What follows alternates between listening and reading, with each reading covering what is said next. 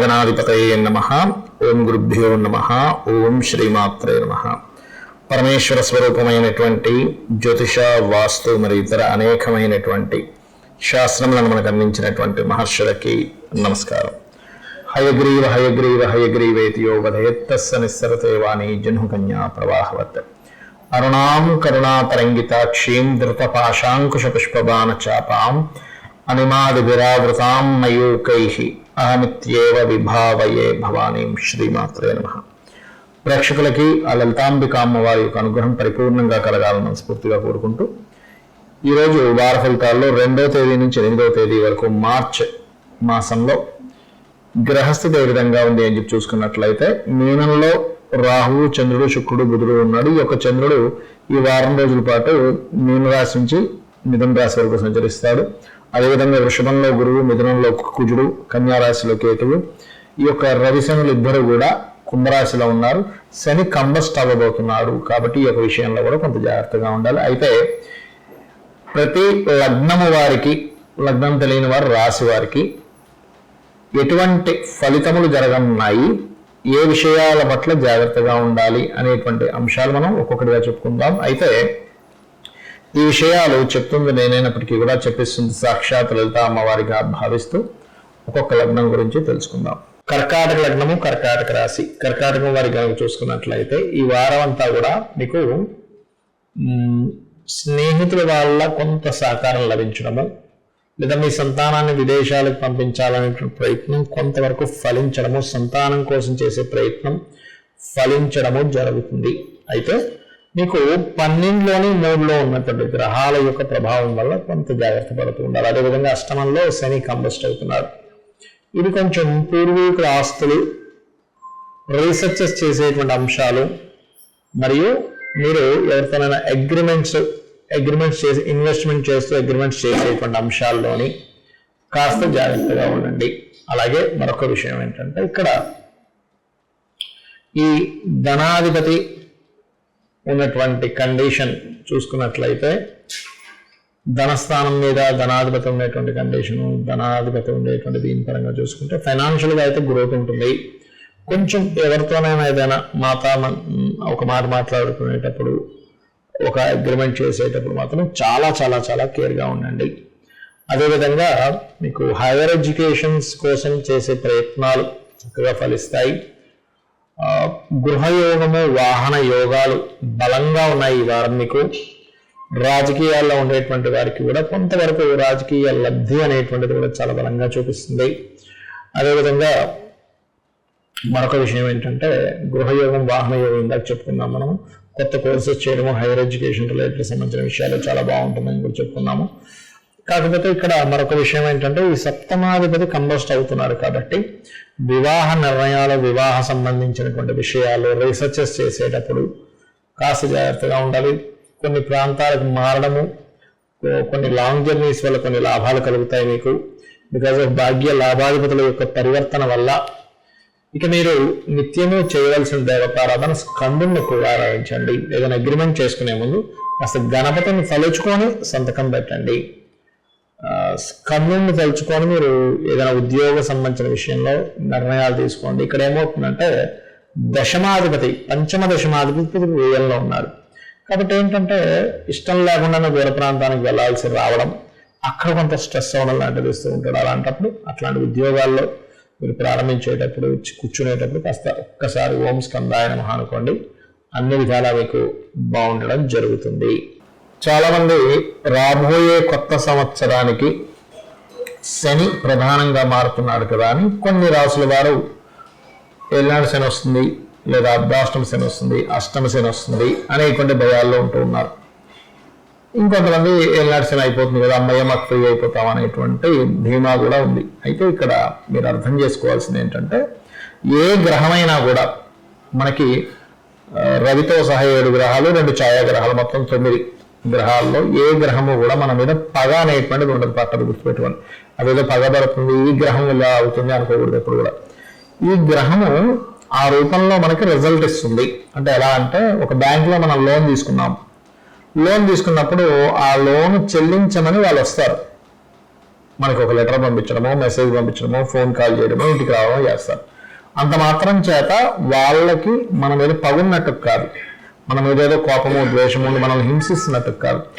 నువ్వు తీసుకున్న రుణము కట్టమని అడుగుతున్నారు. అలాగే ప్రతి ప్లానెట్ కూడా, ఇప్పుడు ఉదాహరణకి ఒక సంతానం కారకుడు రవి గురువులు అనుకోండి. ఈ రవి గురువులు మీకు అనుకూలంగా లేదంటే దాని అర్థం ఏమిటంటే పూర్వజన్మల్లో తండ్రికి సంబంధించినటువంటిది, పుత్రులకు సంబంధించినటువంటిది, లేదా దైవ కార్యాలకు సంబంధించినటువంటిది ఎక్కడో నువ్వు సరైనటువంటి న్యాయం చేయలేదు, నీ ధర్మాన్ని నువ్వు పాటించలేదు. అక్కడ నువ్వు చేయవలసింది చేయకుండా ఇంకా వాళ్ళని ఇబ్బంది పెట్టుంటావు ఏదో మార్గంలో, అజ్ఞానంలోనో ఏదో. అందుకని ఇప్పుడు దానికి నువ్వు చెల్లించుకోవాలి. కాబట్టి ఈ పుత్ర సంబంధించిన, తండ్రి సంబంధించిన, లేదా చంద్రుడైతే తల్లికి సంబంధించిన, లేదా ప్రయాణాలకు సంబంధించిన వాటిలో నువ్వు ఖర్చు పెట్టాల్సి రావడం ఇట్లా వస్తూ ఉంటుంది.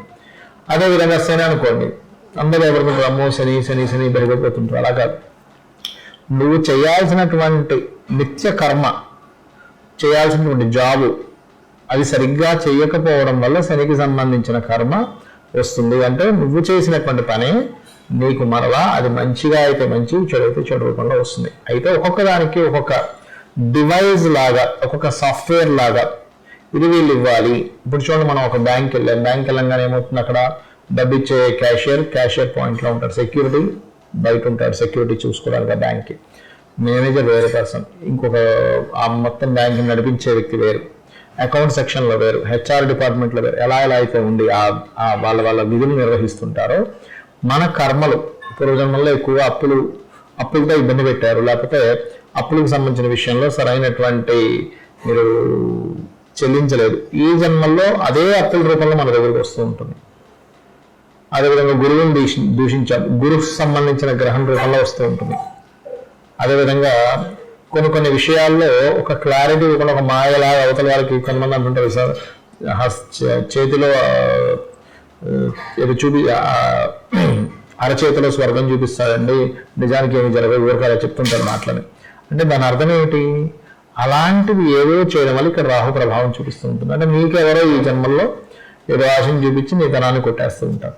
అంటే మనకి జ్యోతిషాస్త్రం ఉన్నది దేనికి అంటే, నువ్వు ధర్మంగా నడుచుకోనట్లయితే, నువ్వు ఇంకొకరిని ఇబ్బంది పెట్టినట్లయితే, నువ్వు మళ్ళీ సేమ్ యాజ్ ఇట్ ఈజ్ ఆ కర్మను నువ్వు అనుభవించాలి. ఆ అనుభవించేటువంటి ప్రక్రియ ఒక్కొక్క గ్రహం ద్వారా నీకు వస్తూ ఉంటుంది. అంతేగాని గ్రహాలు మనల్ని ఇబ్బంది పెట్టాలని ఉండవు, అక్కడ మీకు ఏదో హెల్ప్ చేయాలని కాదు. మన కర్మ ఆ రూపంలో వస్తుంది అనేటువంటిది జ్యోతిషాస్త్రం యొక్క ముఖ్యమైన సారాంశం. అయితే దీనికి మరి ఒక్కొక్క దానికి ఒక్కొక్క కర్మను మనకు అర్థమైంది కదా. ఇప్పుడు పేరు ప్రఖ్యాతలు రావట్లేదు, తండ్రితో ఇబ్బంది ఉంది, లేదా పుత్రులతో ఇబ్బంది ఉంది, చక్కగా మీరు ఏం చేయండి అంటే వాళ్ళని గౌరవించండి. ఈ జన్మలో ఆటోమేటిక్గా ఆ కర్మ నల్లఫై అవుతుంది. మీ తండ్రిని, మీ పిల్లలతో ఉండేటువంటి రిలేషన్స్ బాగా మెయింటైన్ చేయడము, మీ తండ్రితో చక్కగా ఉండడం, సూర్య ఆరాధన చేసుకోవడం, గోధుమలు దానంగా ఇవ్వడం, గోవుకి గోధుమ రవ్వ తినిపించడం. లేదంటే మానసికమైన ఇబ్బంది ఎక్కువ పడుతున్నాను, తల్లిని ఏదో మీరు ఏదో ఇబ్బంది పెట్టారు కాబట్టి ఏంటి, తల్లికి సేవ చేసుకోవడం. అలాగే కాస్త ఏదైనా పుణ్యక్షేత్రాలు వెళ్తారంటే వాళ్ళకి ప్రయాణానికి కొంత డబ్బులు ఇవ్వడం, అన్నదానం చేయడం, ఇవి చేయండి. లేదా బియ్యం దానంగా ఇవ్వడం, ఇవి చేయండి. ఆటోమేటిక్గా చంద్ర సంబంధించిన దోషాలు తగ్గుతాయి. మాటిమాటికి గొడవలేనండి నా లైఫ్లో అంటే అన్నదమ్ములతో సఖ్యతగా ఉండడము, నరసింహస్వామిని ఆరాధించడం, లేదా సుబ్రహ్మణ్యేశ్వర స్వామిని ఆరాధించడం, క్యారెట్స్ తినిపించడము. కొంచెం ఈ జన్మలో ఆయన అసలు గొడవలకి దూరంగా ఉంటుంటే ఆ కర్మ క్లియర్ అవుతుంది. మరి ఇంకా మీరు గొడవల్లోకి వెళ్తుంటే ఆ కర్మ క్లియర్ అవ్వదు, గుర్తుపెట్టుకోండి. అదేవిధంగా వ్యాపారాల్లో నష్టపోతున్నాం అంటే పూర్వజన్మల్లో ఎక్కడో వ్యాపారానికి సంబంధించిన దోషం చేశాం, నష్టపరిచాం ఎంతో మందిని. వాళ్ళు మళ్ళీ ఈ జన్మల్లో కస్టమర్ రూపంలో వచ్చి మీకు నష్టం కలిగిస్తూ ఉంటారు. ఇది అర్థం చేసుకోండి. అప్పుడేంటి, ఓమపర్ణాయ నమః, ఎక్కువ అప్పులు ఉన్నాయి, ఓమపర్ణాయ నమః, విష్ణు సహస్రనామాలు చదువుకోవడం, పెసలు దానంగా ఇవ్వడం చేయాలి. ఇలా ఒక్కొక్క గ్రహానికి శని నిత్యం చేసేటువంటి కర్మల విషయంలో,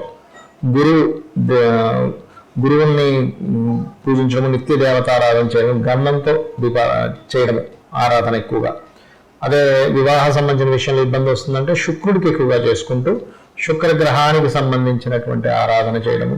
స్త్రీలని ముఖ్యంగా ఎక్కువగా గౌరవించడం, రెస్పెక్ట్ ఇవ్వడం. ఎందుకంటే ఇక్కడ ఏదో మిమ్మల్ని ఎవరో వచ్చి ఒక అమ్మాయి వచ్చి మిమ్మల్ని ఇబ్బంది పెడుతుందంటే అక్కడ ఎక్కడో పూర్వజన్మ కర్మ ఉంటుంది.